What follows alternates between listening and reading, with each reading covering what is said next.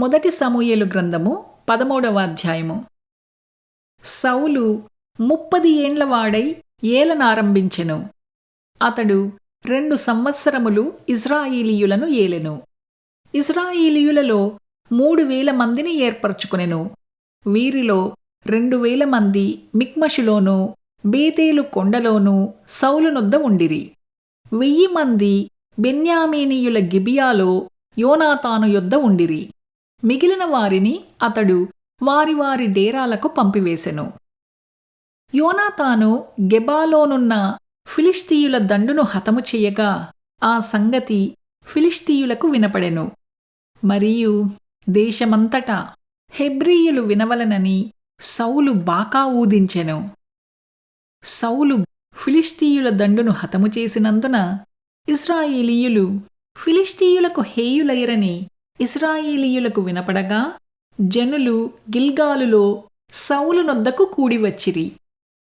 ఫిలిష్తీయులు ఇశ్రాయేలీయులతో యుద్ధము చేయుటకై 30,000 రథములను 6,000 గుర్రపు రౌతులను సముద్రపు దరి నుండి ఇసుక రేణువులంత విస్తారమైన జనసమూహమును సమకూర్చుకుని వచ్చిరి. వీరు బయలుదేరి బేతావేను తూర్పు దిక్కున మిక్మషులో దిగిరి.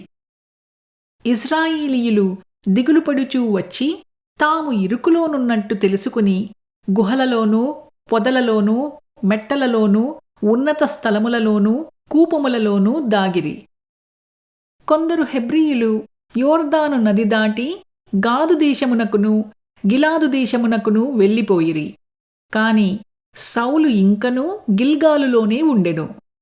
జనులందరూ భయపడుచూ అతని వెంబడించిరి. సమూయేలు చెప్పినట్టు అతడు 7 దినములు ఆగి సమూయేలు గిల్గాలునకు రాకపోవుటయు జనులు తన యొద్ద నుండి చెదిరిపోవుటయు చూచి దహనబలులను సమాధాన బలులను నా యొద్దకు తీసుకుని రమ్మని చెప్పి దహనబలి అర్పించెను. అతడు దహనబలి అర్పించి చాలించిన వెంటనే సమూయేలు వచ్చెను. సౌలు అతనిని కలుసుకొని అతనికి వందనము చెయ్యుటకై బయలుదేరగా సమూయేలు అతనితో నీవు చేసిన పని ఏమని అడిగెను. అందుకు సౌలు జనులు నా యొద్ద నుండి చెదిరిపోవుటయు నిర్ణయకాలమున నీవు రాకపోవుటయు ఫిలిష్తీయులు మిక్మషులో కూడియుండుటయు నేను చూచి ఇంకను ఫిలిష్తీయులు గిల్గాలునకు వచ్చి నా మీద పడుదురనుకొని నా అంతట నేను సాహసించి దహనబలి అర్పించితిననెను. అందుకు సమూయేలు ఇట్లనెను, నీ దేవుడైన యెహోవా నీకిచ్చిన ఆజ్ఞను గైకొనక నీవు అవివేకపు పని చేసితివి.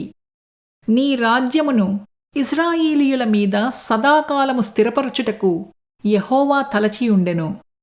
అయితే నీ రాజ్యము నిలువదు. యెహోవా తన చిత్తానుసారమైన మనస్సుగల ఒకని కనుగొనియున్నాడు. నీకు ఆజ్ఞాపించిన దాని నీవు గైకొనకపోతివి కనుక యెహోవా తన జనుల మీద అతనిని అధిపతిగా నియమించును.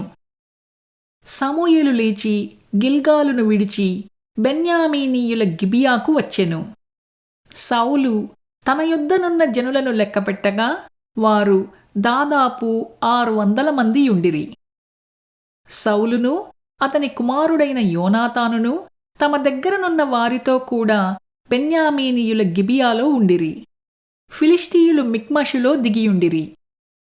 మరియు ఫిలిష్తీయుల పాలెములో నుండి దోపుగాండ్రు 3 గుంపులుగా బయలుదేరి ఒక గుంపు షూయాలు దేశమున ఓఫ్రాకు పోవు మార్గమున సంచరించెను.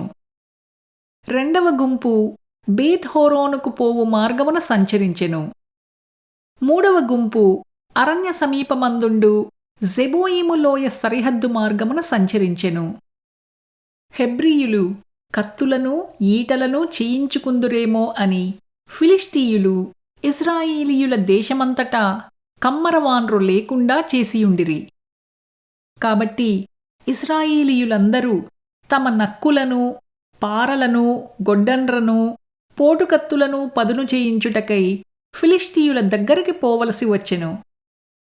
అయితే నక్కులకును పారలకును 3 ముండ్లు గల కొంకులకును గొడ్డండ్రకును మునుకోల కర్రలు సరిచెయ్యుటకును ఆకురాళ్ళు మాత్రము వారి యొద్ద ఉండెను. కాబట్టి యుద్ధ దినమందు సౌలు నొద్దను యోనాతాను నొద్దను ఉన్న జనులలో ఒక్కని చేతిలోనైనను కత్తియే గాని ఈటయే కాని లేకపోయెను. సౌలునకును అతని కుమారుడైన యోనాతానునకు మాత్రము అవి ఉండెను. ఫిలిష్తీయుల దండు కావలివారు కొందరు మిక్మషు కనుమకు వచ్చిరి.